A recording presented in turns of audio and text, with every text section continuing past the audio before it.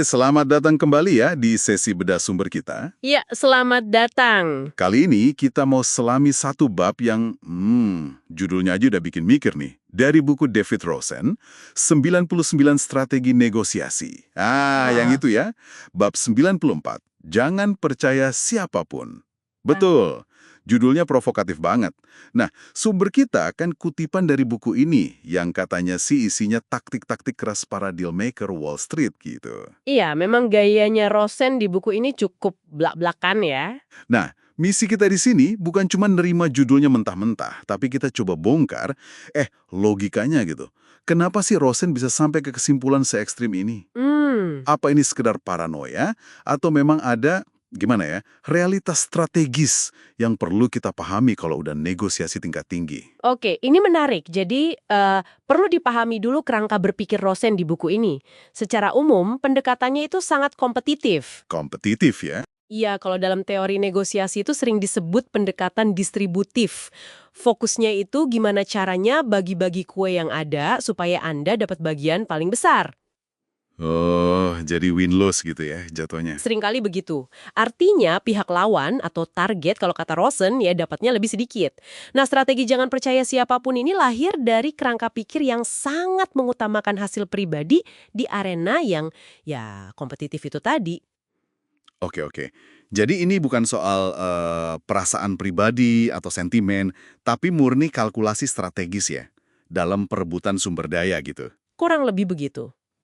Rosen kan lugas banget tuh. Dia bilang, inti negosiasi itu seringnya ya ngambil sesuatu dari lawan yang mereka punya, tapi Anda pengen.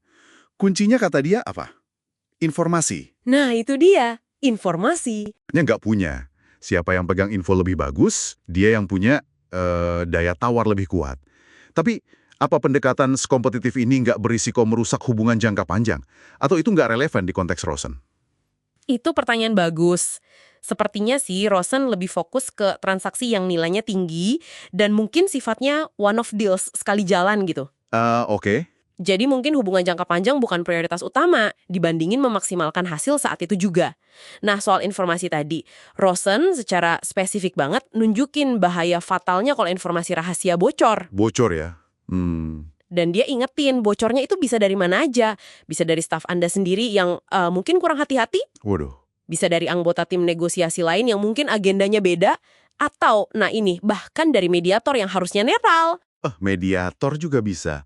Bukannya tugasnya nengahin? Justru itu, Rosen punya bab lain, kalau nggak salah bab 53, yang nyebut mediator itu frenemy, teman sekaligus musuh. Ini nunjukin tingkat ketidakpercayaan dia. Jadi, informasi krusial itu aset paling berharga, tapi ia paling rentan juga. Kalau bocor, hancur posisi Anda. Wah, kalau dipikir-pikir, kedengarannya capek banget ya.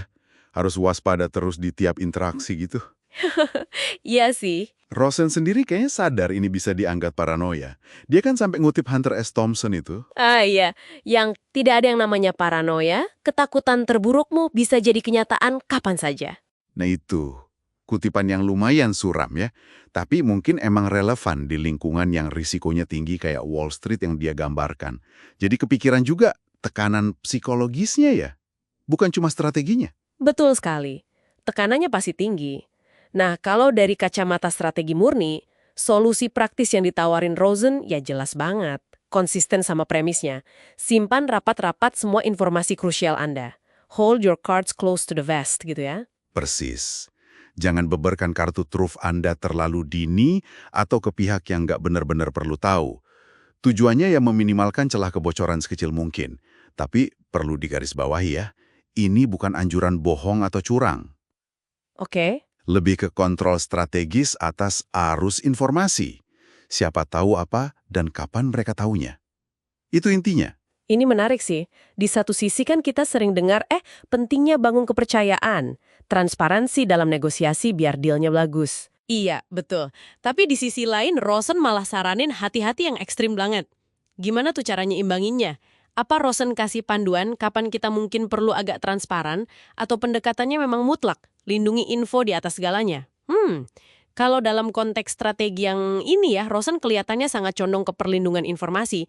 Mungkin dia asumsinya gini, dalam negosiasi high stakes yang kompetitif, untungnya jaga rahasia informasi kritis itu jauh lebih besar daripada potensi manfaat bangun kepercayaan lewat transparansi penuh. Masuk akal juga sih kalau konteksnya gitu. Tentu saja, ini jadi dilema praktis ya. Di dunia nyata kan seringkali Anda perlu kasih sedikit info buat jaga proses negosiasi tetap jalan, atau buat nunjukin itikat baik lah. Iya, ya. Kuncinya mungkin di kemampuan kita membedakan mana nih informasi yang aman dibagikan, mana yang benar-benar harus disimpan rapat sampai momen paling pas, atau bahkan nggak diungkap sama sekali. Ini seni kelola informasi yang canggih sih sebenarnya. Oke, jadi kalau kita coba rangkum nih, poin utama Rosen dengan jangan percaya siapapun ini, sebenarnya bukan ajakan buat jadi sinis gitu ya dalam hidup. Bukan itu. Tapi lebih ke prinsip kehati-hatian strategis yang ya ekstrim. Dirancang buat lingkungan negosiasi yang sangat kompetitif, taruhannya tinggi, dan informasi itu jadi senjata utama. Tepat sekali. Jadi intinya, melindungi keunggulan kompetitif Anda dengan cara mengelola aset informasi secara ketat. Persis. Nah, sebagai pemikiran penutup nih untuk Anda renungkan ya, coba deh pikirkan di luar konteks negosiasi formal ala Wall Street itu, gimana prinsip pengelolaan informasi yang hati-hati ini, mungkin nggak se-ekstrim Rosen ya, tapi tetap waspada, bisa relevan di aspek lain hidup Anda. Maksudnya? Ya, mungkin dalam proyek kerja yang sensitif, atau persaingan karir, atau bahkan situasi pribadi di mana ada kepentingan besar yang perlu dilindungi. Kalau kita tarik ke gambaran yang lebih luas gitu ya, sejauh mana Anda secara sadar ngelola informasi yang Anda bagikan demi melindungi kepentingan Anda. Dan di mana batasnya ya? Nah, itu dia. Di mana Anda narik batas antara kehati-hatian yang perlu sama ketidakpercayaan yang mungkin udah berlebihan. Ini refleksi yang menarik mungkin buat Anda bawa setelah diskusi kita ini.